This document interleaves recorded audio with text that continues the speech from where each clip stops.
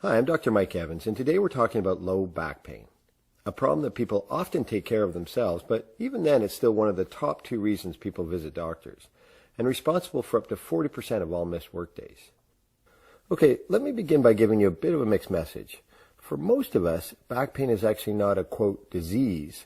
It's more part of the normal experience since we've walked on 2 legs. Spinal structures such as bones, ligaments, discs, joints, and nerves interact in marvelous ways to support us to do the million things we do with our backs. But occasionally this backfires and gives us what we call mechanical back pain. The severity of the pain, which can be extreme, does not always reflect the seriousness of the underlying problem, and the vast majority gets better by itself without medical intervention. On the other hand, we know that while it does get better, 30% of you have a recurrence in 6 months and 40% within a year. If this sounds familiar, it may be helpful to stop seeing your recurrent back pain as discrete events and more as a chronic vulnerability, that you need to create what I call a back resilience plan. Maybe learn some lessons from people who manage their chronic diseases well. They build a support team and reach out early when there's a problem. They make small changes and they focus on basics like managing stress, getting quality sleep, and keeping active. So let's start with the pain itself. Let's keep it simple and talk about 2 patterns. First is what we call back dominant pain. Most commonly, this pain radiates down the back to our butt and or around the hips. Some patients just have pain in the back, and others can sometimes feel the pain all the way down the leg. But it's the back pain that is dominant. Most of these patients get relief or aggravation of pain with particular movements or positions. For example, when they arch backwards or bend forwards.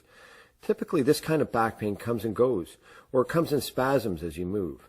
In fact, back dominant pain is a good pain because there's no damage to the nerves or spinal cord, and no surgery is needed.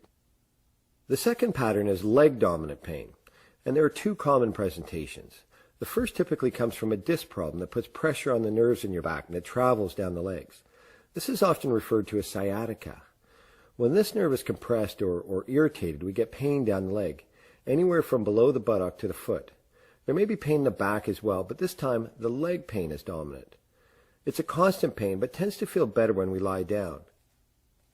Sciatica often gets better by itself, but we may need to give you special advice or medications, and sometimes imaging, especially if there are thoughts of surgery. So it's a good idea to talk to your care team if you have sciatica. The second presentation is a leg pain that predictably comes only when you stand or walk or run, and is relieved when you bend forward and especially when you sit. The pain can be anywhere in the leg, and patients describe a gradual worsening or heaviness in the legs as they walk, which causes them to stop. The medical term for this leg pain is neurogenic claudication, and it typically happens to people over 60 and is caused by significant narrowing, or what we call stenosis, of the spinal tunnel containing the nerves. When this gets severe, it makes it hard for your nerves to keep up with your activity. Now, pain predominantly in the back, especially if it is intermittent or short-lasting, is almost always benign. But it's good to quickly review what we call red flags, signs that you may need more investigation. The first red flag is a sudden change in your normal bowel or bladder control, or numbness around the groin and rectal area, which makes us think something might be pressing on the spinal nerves there. The second red flag wonders whether infection is the source of your back pain. So, for example, if you have a sustained fever, if you're an IV drug user, if you have a weakened immune system or at high risk for urinary or other infections. The third red flag is about your risk for fracture in your back. So if your pain started with a big fall or a car accident, or perhaps your bones are brittle because of osteoporosis. The fourth red flag is wondering whether cancer might be involved. So if you have a history of cancer, particularly in the prostate, breast, or lung, and your pain is constant, lasting weeks, even when lying down or at night, or you have other insidious symptoms such as unexplained weight loss, you need to follow this up. And finally, there's back pain that comes from diseases that cause lots of inflammation, such as ankylosing spondylitis. Now, this is rare, but when we look at people with chronic back pain, it can be seen in as many as 1 in 20. It tends to start when people are younger, say ages 15 to 35. They have night pain and lots of morning stiffness lasting over an hour, but this gets better with movement. After red flags, the next question we often get in clinic is, should I have an X-ray or a CT scan or an MRI? So if you have a red flag or are considering surgery for constant leg pain, imaging may be an excellent idea. But less than 5 in 100 patients will actually have a red flag. So does having an X-ray help for the other 95? The answer is no. Professor Richard Deo and his group calculated that only 1 in 2,500 back x-rays show an important finding. Okay, you say, so not too helpful, but what's the harm? Well, there's the radiation, there's wasted time and money, but it's more than that.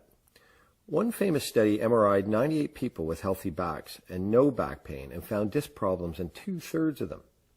The problem with this is that it turns out your outlook or your attitude is actually very important to outcomes in low back pain.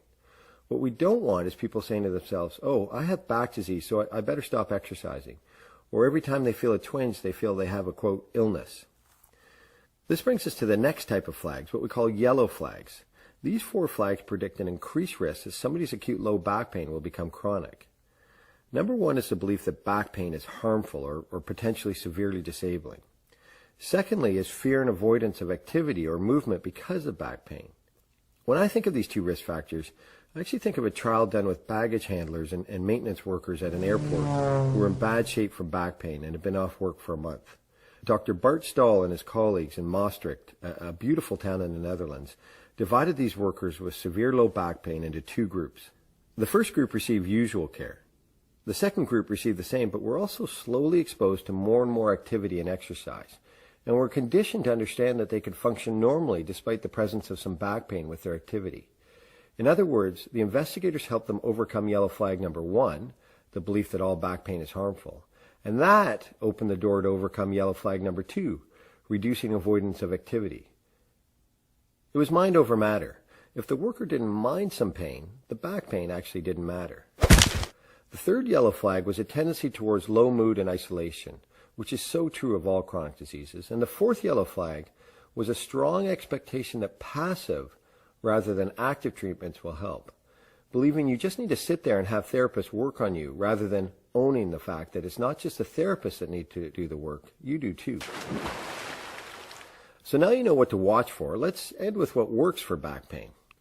Let's start with movement. Until the late 1990s, advice to rest was a common treatment approach for low back pain. The exact nature of the rest varied, but often it meant staying in bed full time. What we know now is that this actually makes people worse. Sometimes people with back pain do have to rest, so for example with more severe sciatica, but people who don't move at all do worse. Motion is lotion, and over-the-counter medications can really help, and I think one of the key ways these work is to reduce pain so that you can keep moving. Other things that have demonstrated effectiveness for pain relief include spinal manipulation, typically by a chiropractor or an osteopath, massage, and even acupuncture. These therapies combined with exercise can be considered active therapies and are often done by your local physiotherapist. Some exercise strategies may be effective once your pain is reduced, like Pilates or yoga, to improve your core or trunk strength. But the benefits are hard to prove in research trials. Treatments like spinal manipulation or acupuncture should not be done indefinitely. Most of the trials maxed out at 8 to 10 sessions and often less. If they don't work for you initially, more treatments will unlikely benefit. Two other approaches that have been proven to work, especially for more chronic back pain, are cognitive behavioral therapy, changing the way you think and therefore behave around low back pain, and being taken care of by what we call a multidisciplinary team, a team with different skill sets. We see this often in medicine. Complex problems seem to rarely find their solution in one place.